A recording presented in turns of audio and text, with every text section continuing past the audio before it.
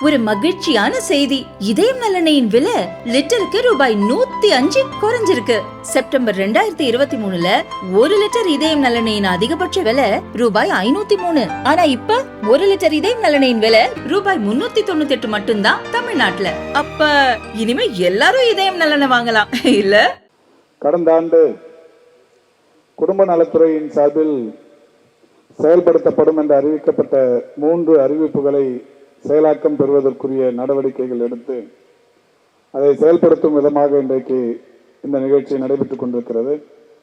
சிறப்பான நிகழ்ச்சிக்கு வருகை தந்து பெருமை சேர்த்து சென்று கொண்டிருக்கின்ற மாண்புமிகு இந்து சமய மற்றும் அறநிலையத்துறை அமைச்சர், இந்த துறையின் வரலாற்றில் இன்றைக்கு ஒரு மகத்தான சாதனைகளை செய்து கொண்டிருக்கின்ற மிகப்பெரிய அளவில் இன்றைக்கு அனைத்து தரப்பினரும் பாராட்டி போற்றுகிற அளவுக்கு திட்டங்களை செயல்படுத்திக் கொண்டிருக்கின்ற பெருமதிப்புக்குரிய மாண்புமிகு திரு பி கே சேகர் பாபு அவர்களே, நிகழ்ச்சியில் பங்கேற்று பெருமைப்படுத்திக் கொண்டிருக்கின்ற பெருநகர சென்னை மாநகராட்சியின் வணக்கத்திற்குரிய மேயர் மரியாதைக்குரிய சகோதரி அவர்களே, நிகழ்ச்சியில் பங்கேற்று சிறப்பித்துக் கொண்டிருக்கின்ற பெருநகர சென்னை மாநகராட்சியின் ஆணையர் மரியாதைக்குரிய குமரகுருபரன் IAS அவர்களே, வருகை தந்து சிறப்பித்திருக்கிற தேசிய நலவாழ்வு குடும்பத்தின் இயக்குனர், மிகப்பெரிய அளவில் இந்த துறையை மேம்படுத்துவதற்குரிய நடவடிக்கைகளை எடுத்து உழைத்துக் கொண்டிருக்கின்ற மரியாதைக்குரிய அருண் தம்புராஜ் IAS அவர்களே, மாநில சுகாதார திட்டத்தின் இயக்குனர் மரியாதைக்கும் பாராட்டுதலுக்கும் உரிய திரு வினீத் IAS அவர்களே, மயிலாடுதுறையின் மாவட்ட ஆட்சித்தலைவராக இருந்து இன்றைக்கு விருதும் பெற வருகை தந்திருக்கின்ற பெருமதிப்பிற்குரிய தமிழ்நாடு வடிகால் திட்ட மேம்பாட்டு துறையின் தலைவர் மரியாதைக்குரிய திரு மகாபாரதி IAS அவர்களே, நிகழ்ச்சியில் பங்கேற்று சிறப்பித்துக் கொண்டிருக்கிற பெருநகர சென்னை மாநகராட்சியின் சுகாதார நிலைக்குழுவின் தலைவர் மரியாதைக்குரிய மருத்துவர் சாந்தகுமாரி அவர்களே, மண்டல குழுவின் தலைவர் பெருமதிப்புக்குரிய திரு ஸ்ரீராமுல் அவர்களே, மருத்துவ மற்றும் ஊரக நலப்பணிகள் துறையின் இயக்குனர் பெருமதிப்புக்குரிய மருத்துவர் ராஜமூர்த்தி அவர்களே, வருகை தந்து சிறப்பித்துக் கொண்டிருக்கின்ற மாநில குடும்ப நலத்துறையின் இயக்குனர் மருத்துவர் சித்ரா அவர்களே, பெருநகர சென்னை மாநகராட்சியின் மாநகர சுகாதார அலுவலர் மருத்துவர் ஜெகதீசன் அவர்களே, வருகை தந்து சிறப்பித்துக் கொண்டிருக்கின்ற கூடுதல் இயக்குநர்களே, இணை இயக்குநர்களே, துணை இயக்குநர்களே, மாவட்ட நிர்வாகங்களின் அமைப்புகளைச் சேர்ந்த அலுவலர் பெருமக்களே, பரிசு பெற வருகை தந்திருக்கின்ற பல்வேறு துறைகளைச் சேர்ந்த ஆளுமைகளே, பத்திரிகை மற்றும் ஊடகவியலாளர்களே, உங்கள் அத்தனை பேருக்கும் முதலில் என்னுடைய நன்றியையும் வணக்கத்தையும் தெரிவித்துக் கொள்கின்றேன்.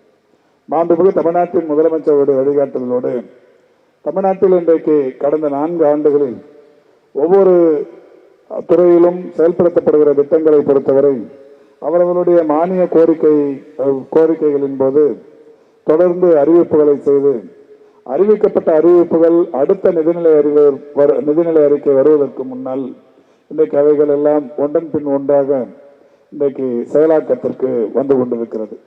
அந்த வகையில் கடந்த ஆண்டு ஏறத்தாழ 110 அறிவிப்புகள் இந்த துறையின் சார்பில் அறிவிக்கப்பட்டது.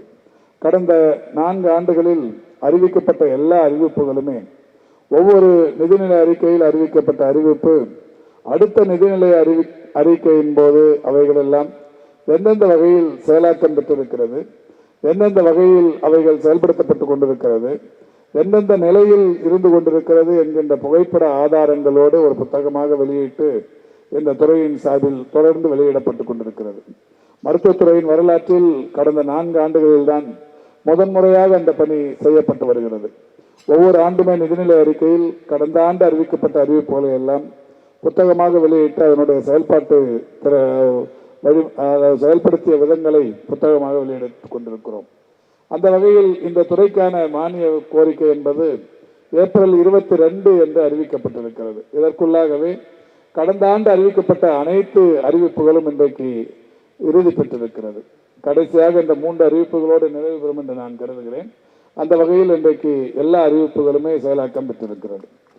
இப்பொழுது ஒரு 3 அறிவிப்புகள் நம்முடைய பெருமதிப்புக்குரிய மாண்புமிகு அமைச்சர்களும் மரியாதைக்குரிய IAS அலுவலர்கள் இவ்வளவு பேரும் கலந்து கொண்டு இந்த 3 அறிவிப்புகள் இன்றைக்கு இந்த செயலாக்கம் பெறுவதற்குரிய நிகழ்ச்சி இங்கு நடைபெற்றுக் கொண்டிருக்கிறது. 4 கோடியே 1 லட்சம் மதிப்பீட்டில் குழந்தைகளின் இறப்பு விகிதத்தை குறைப்பதற்கு வசதியாக மிக சிறப்பாக அதிகமாக பிரசவங்கள் நடைபெறுகிற ஒரு 471 ஆரம்ப சுகாதார நிலையங்களில் பச்சிளம் குழந்தை பராமரிப்பு சேவையை வலுப்படுத்துவதற்கு தேவையான மருத்துவ உபகரணங்கள் வழங்கப்படும் என்று அறிவிக்கப்பட்டது. அந்த திட்டத்தை, அந்த அறிவிப்பு இன்றைக்கு உறுதிப்படுத்தப்பட்டு செயலாக்கம் பெற்றிருக்கிறது. அதன்படி பெருநகர சென்னை மாநகராட்சியின் மேயர் அவர்களும் மரியாதைக்குரிய ஆணையர் அவர்களும் அந்த உபகரணங்களை தற்போது பெற்றிருக்கிறார்கள். திருவொற்றியூர், மாதவரம், வலசரவாக்கம், அம்பத்தூர், ஆலந்தூர் மற்றும் புளியந்தோப்பு ஆகிய 6 இடங்களில் உள்ள பச்சிளம் குழந்தைகள் நிலைப்படுத்துதல் பிரிவுகள் புதுப்பித்து தரம் உயர்த்தப்படும் என்று அறிவிக்கப்பட்டதற்கு ஏற்ப அதற்குரிய மருத்துவ உபகரணங்கள் தற்போது மாநகராட்சி நிர்வாகத்திடம் ஒப்படைக்கப்பட்டிருக்கிறது. இந்த திட்டத்தின்படி நோய்வாய்ப்பட்ட பச்சிளம் குழந்தைகளின் ஆரம்ப கவனிப்பு, நிலைப்படுத்துதல், தாய்ப்பால் ஊட்டுதல், பிறப்பு எடை குறைந்த பச்சிளம் குழந்தைகளின் பராமரிப்பு மற்றும் பரிந்துரை சேவைகள் வழங்கப்படவிருக்கிறது. அதற்காக இன்றைக்கு இந்த அறிவிப்பை இங்கே செயல்படுத்துவதை நாங்கள் உண்மையிலேயே பெருமையாக கருதுகிறோம். தமிழ்நாட்டை பொறுத்தவரை மாண்புமிகு தமிழ்நாட்டின் முதலமைச்சருடைய வழிகாட்டுதலோடு 2020ஆம் ஆண்டு, அதாவது தமிழ்நாடு குழந்தைகள் இறப்பு விகிதம் என்கின்ற அந்த ஒரு விஷயத்தை பொறுத்தவரை ஒரு நிலையான வளர்ச்சி இலக்கை அடைவதற்கு தேசிய அளவில் நம்முடைய தமிழ்நாடு இன்றைக்கு முன்னணி மாநிலமாக இருந்து கொண்டிருக்கிறது. 2020ஆம் ஆண்டு மாதிரி பதிவு முறையின்படி தமிழ்நாட்டின் குழந்தை இறப்பு விகிதம் ஒரு 1000 குழந்தைகளுக்கு 13ஆக 2020இல் குறைக்கப்பட்டது. கடந்த 3 ஆண்டுகளாக தொடர்ந்து மாண்புமிகு தமிழ்நாட்டின் முதலமைச்சருடைய வழிகாட்டுதலோடு இந்த துறையின் சார்பில் செயல்படுத்தப்பட்ட திட்டங்கள் இன்றைக்கு 1000 பிறப்புகளுக்கு 10.2 என்கின்ற வகையில் அந்த குழந்தை இறப்பு விகிதம் என்பது குறைந்திருக்கிறது. தற்போது நடப்பாண்டில் அது 8 என்கின்ற அளவில் குறைந்து மிக விரைவில் இந்திய அளவில் அந்த துறையின் சார்பில் ஒரு சாதனை என்கின்ற அளவில் படைக்கப்படவிருக்கிறது. தமிழ்நாட்டை பொறுத்தவரை இன்றைக்கு இதற்கான மருத்துவ கட்டமைப்புகளை எல்லாம் மாண்புமிகு தமிழ்நாட்டின் முதலமைச்சருடைய வழிகாட்டுதலோடு தொடர்ந்து செய்யப்பட்டு கொண்டிருக்கிறது.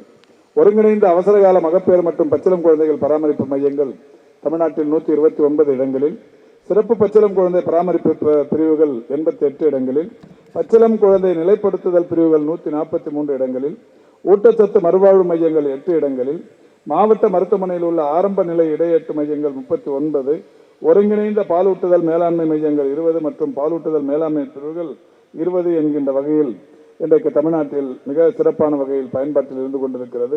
இப்படி 2286 ஆரம்ப சுகாதார நிலையங்கள் மற்றும் நகர்ப்புற ஆரம்ப சுகாதார நிலையங்களிலும் பச்சிளம் குழந்தை பராமரிப்பு பிரிவு சேவைகள் வழங்கப்பட்டு இந்தியாவிலேயே குழந்தை இறப்புகள் மிகப்பெரிய அளவில் குறைந்த நிலையில் ஒரு மகத்தான சாதனையை தமிழ்நாடு இன்றைக்கு முதலிடத்தை நோக்கி முன்னேறி கொண்டிருக்கிறது.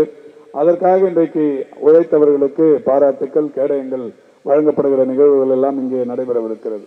அதேபோல் இன்னொரு அறிவிப்பு, வளரிளம் பருவ கர்ப்பத்தை தவிர்த்திடுவதற்கும் வளரிளம் பருவத்தினரின் ஆரோக்கியத்தை மேம்படுத்துவதற்கும் விரிவான செயல் திட்டம் வரையறுக்கப்படும் என்று அறிவிக்கப்பட்டது. அதற்காக இப்போது ஒரு குறும்படமும் வெளியிடப்பட்டிருக்கிறது.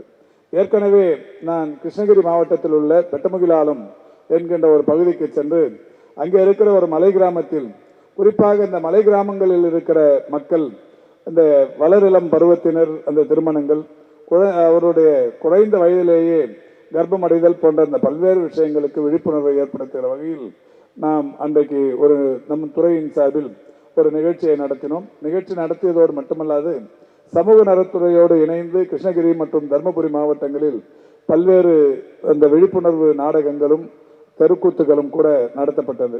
அந்த வகையில் இன்றைக்கு இந்த ஒரு குறும்படம் பெரிய அளவில் ஒரு சிறப்பான ஒரு விழிப்புணர்வை ஏற்படுத்தும் என்றாலும், தொடர்ந்து மலைப்பகுதிகளில் வருகை தந்திருக்கின்ற நம்முடைய குடும்ப நலத்துறை சேர்ந்த அதிக அலுவலர்கள் மலைப்பகுதியில் இருக்கிற பழங்குடியின மக்களுக்கு இந்த இளம் பருவத்தில் திருமணம் செய்து கொள்வது, அதேபோல் அந்த குழந்தை கர்ப்பம் தரித்தல் போன்ற அந்த விஷயங்களுக்கு பெரிய அளவிலான விழிப்புணர்வை ஏற்படுத்திட வேண்டும் என்றும் இந்த நேரத்தில் அன்போடு கேட்டுக்கொள்கின்றேன்.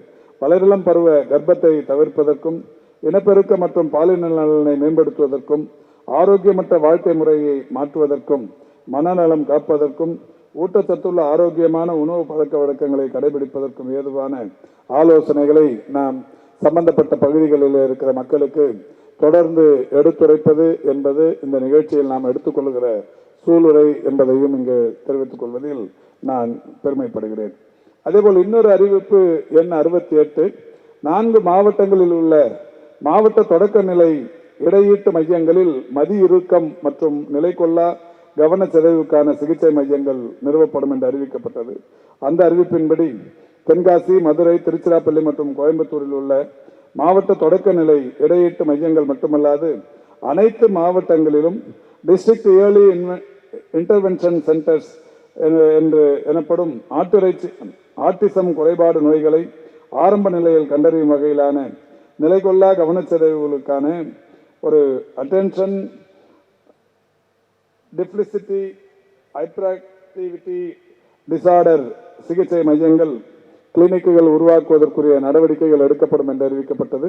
அவைகள் இப்போது தொடங்கி வைப்பதில் நாங்கள் பெருமை அடைகிறோம். அதாவது பல்லடுக்கு தொடக்க பயிற்சிகள் மூலம் ஆட்டிசம் குறைபாடு நோய்களை ஆரம்ப நிலையில் கண்டறியும் வகையில் அரசு மருத்துவர்கள் மற்றும் பிற மருத்துவ பணியாளர்களுக்கு திறன் மேம்பாட்டு பயிலரங்கம் வழங்கப்படும் என்று அறிவிக்கப்பட்டது. எனவே அந்த பயிலரங்கத்தை தொடங்கி வைப்பதிலும் நான் இன்றைக்கு பெருமைப்படுகிறேன். அதோடு மட்டுமல்லாது மருத்துவர்கள் மற்றும் பெற்றோர் பெருமக்களுக்கான ஒரு பயிற்சி கையேடும் தற்போது வெளியிடப்பட்டிருக்கிறது.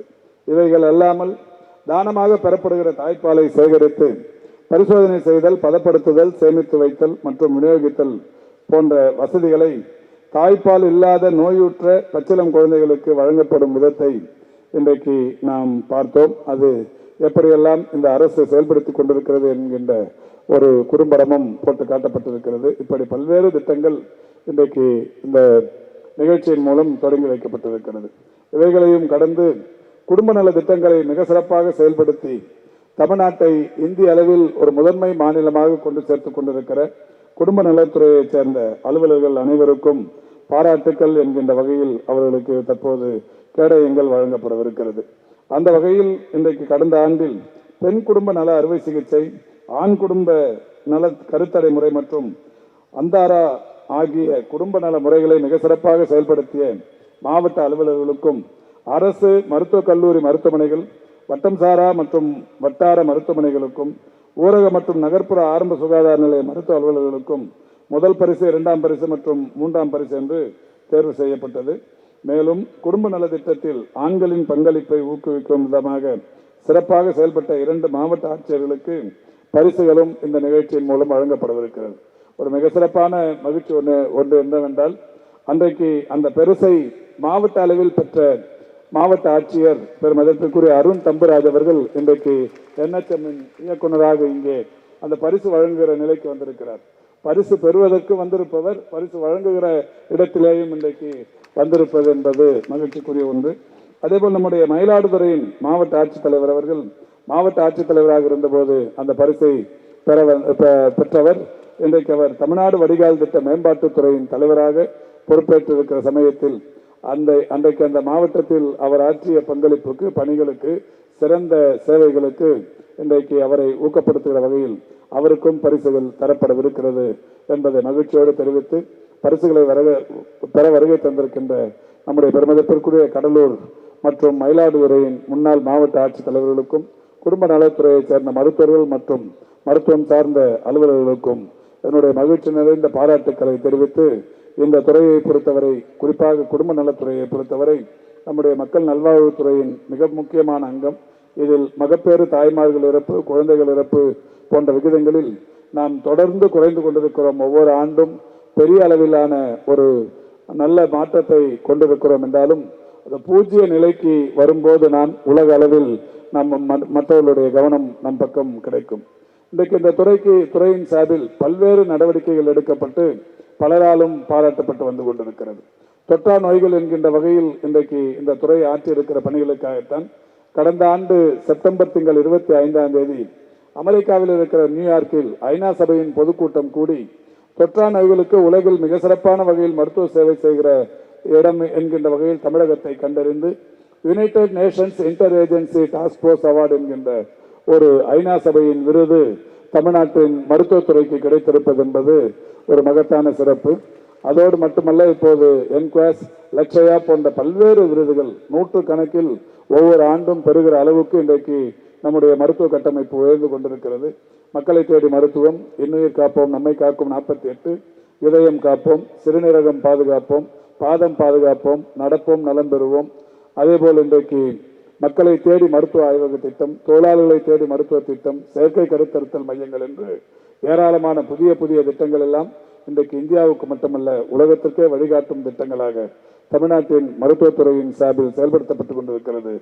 இந்த திட்டங்கள் எல்லாம் செயல்படுத்துவதற்கும் செயலாக்கம் பெறுவதற்கும் மக்களிடையே போய் மிகப்பெரிய அளவில் சேர்வதற்கும் காரணமாக இருக்கிற மருத்துவர்கள் அனைவரையும் நான் மகிழ்ச்சியோடு பாராட்டி வாழ்த்தி விருதுகள் பெற வருகை தந்திருப்பவர்களுக்கு என்னுடைய மரியாதைக்குரிய வணக்கத்தை தெரிவித்து விடைபெறுகிறேன். நன்றி, வணக்கம்.